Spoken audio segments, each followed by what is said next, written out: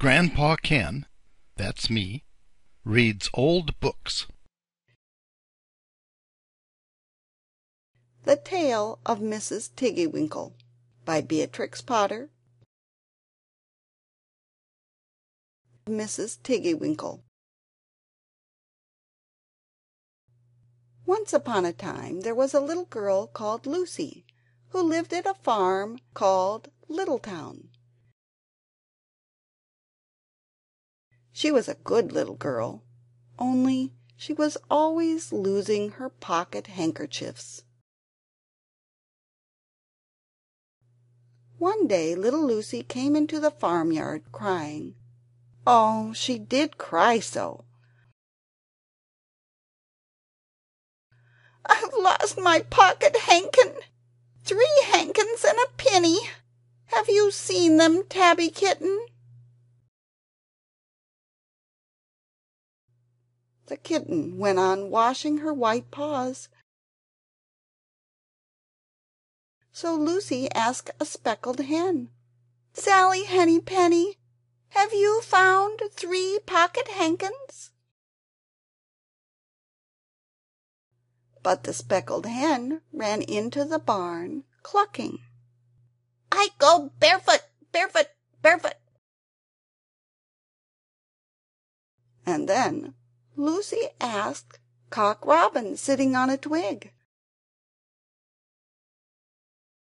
Cock Robin looked sideways at Lucy with his bright black eye, and he flew over a stile and away. Lucy climbed upon the stile and looked up at the hill behind Littletown, a hill that goes up, up, into the clouds as though it had no top. And a great way up the hillside she thought she saw some white things spread upon the grass. Lucy scrambled up the hill as fast as her short legs would carry her. She ran along a steep pathway, up and up, until Littletown was right away down below. She could have dropped a pebble down the chimney. Presently she came to a spring bubbling out of the hillside. Someone had stood a tin can upon a stone to catch the water. But the water was already running over, for the can was no bigger than an egg cup. And where the sand upon the path was wet, there were footmarks of a very small person. Lucy ran on and on. The path ended under a big rock. The grass was short and green, and there were clothes props cut from bracken stems, with lines of plaited rushes and a heap of tiny clothespins, but no pocket handkerchiefs. There was something else, a door straight into the hill, and inside it someone was singing, "Lily white and clean, oh, with little frills between, oh,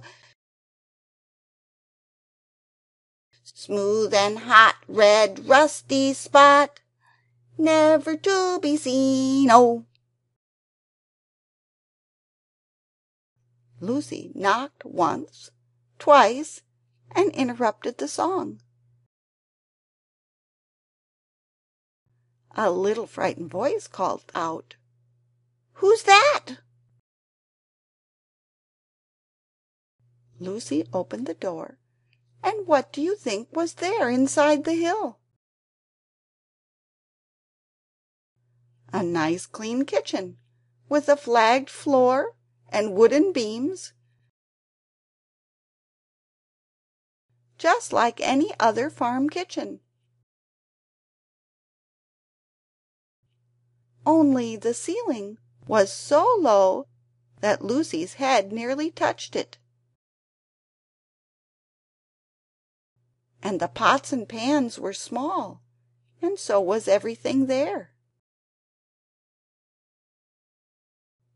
There was a nice hot singy smell, and at the table, with an iron in her hand, stood a very stout short person, staring anxiously at Lucy. Her print gown was tucked up, and she was wearing a large apron over her striped petticoat. Her little black nose went sniffle, sniffle, snuffle, and her eyes went twinkle, twinkle. And underneath her cap, where Lucy had yellow curls, that little person had prickles. "Who are you?" said Lucy. "Have you seen my pocket handkins?" The little person made a bob curtsy. "Oh, yes, and if you please'm, my name is Mrs. Tiggy-Winkle." "Oh, yes, if you please'm, I'm an excellent clear starcher." And she took something out of the clothes basket and spread it on the ironing blanket. "What's that thing?" said Lucy. "That's not my pocket handkin." "Oh, no, if you please'm, that's a little scarlet waistcoat belonging to Cock Robin." And she ironed it and folded it and put it on one side. Then she took something else off a clothes horse. "That isn't my penny," said Lucy. "Oh, no, if you please'm, that's a damask tablecloth belonging to Jenny Wren. Look how it's stained with currant wine. It's very bad to wash," said Mrs. Tiggy-Winkle. Mrs. Tiggy-Winkle's nose went sniffle, sniffle, snuffle, and her eyes went twinkle, twinkle, and she fetched another hot iron from the fire. "There's one of my pocket handkins," cried Lucy, "and there's my penny." Mrs. Tiggy-Winkle ironed it and goffered it and shook out the frills.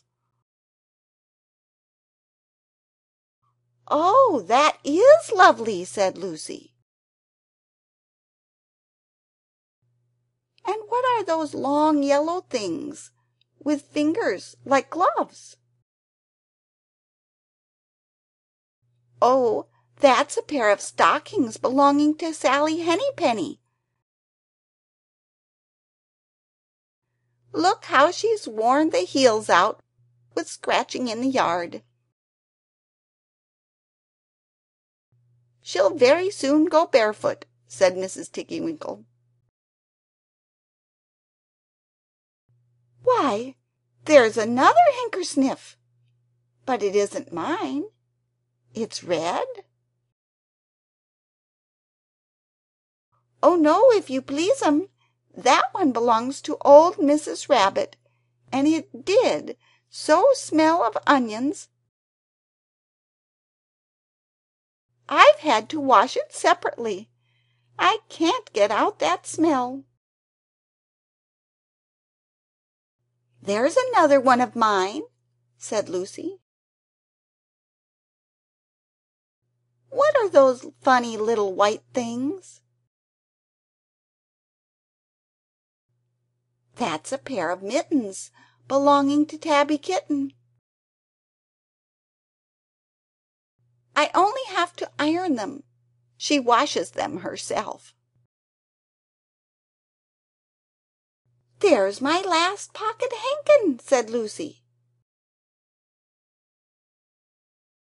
"And what are you dipping into the basin of starch?"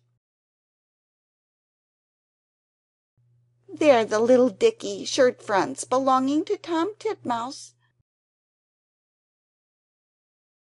Most terrible particular," said Mrs. Tiggy-Winkle. "Now I've finished my ironing, I'm going to air some clothes."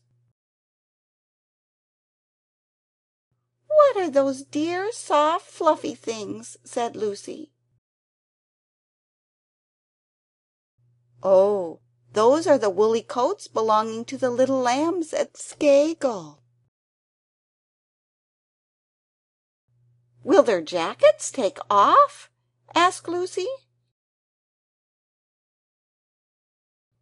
"Oh yes, if you please 'em. Look at the sheep mark on the shoulder. And there's one marked for Gatesgarth,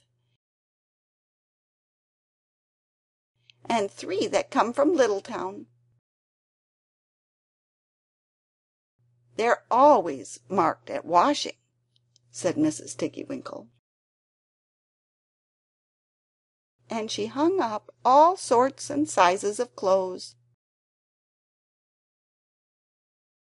Small brown coats of mice, and one velvety black moleskin waistcoat, and a red tailcoat with no tail, belonging to Squirrel Nutkin, and a very much shrunk blue jacket belonging to Peter Rabbit, and a petticoat, not marked, that had gone lost in the washing. And at last the basket was empty. Then Mrs. Tiggy-Winkle made tea, a cup for herself and a cup for Lucy. They sat before the fire on a bench and looked sideways at one another. Mrs. Tiggy-Winkle's hand, holding the teacup, was very, very brown, and very, very wrinkly with the soapsuds. And all through her gown and her cap there were hairpins sticking wrong end out, so that Lucy didn't like to sit too near her. When they had finished tea they tied up the clothes in bundles, and Lucy's pocket handkerchiefs were folded up inside her clean pinny, and fastened with a silver safety pin.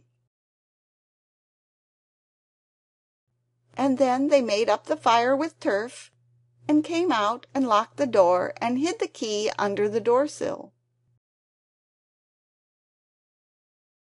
Then away down the hill trotted Lucy and Mrs. Tiggy-Winkle with the bundle of clothes. All the way down the path little animals came out of the fern to greet them. The first that they met were Peter Rabbit and Benjamin Bunny, and she gave them their nice clean clothes, and all the little animals and birds were so very much obliged to dear Mrs. Tiggy-Winkle. So that at the bottom of the hill, when they came to the stile, there was nothing left to carry except Lucy's one little bundle.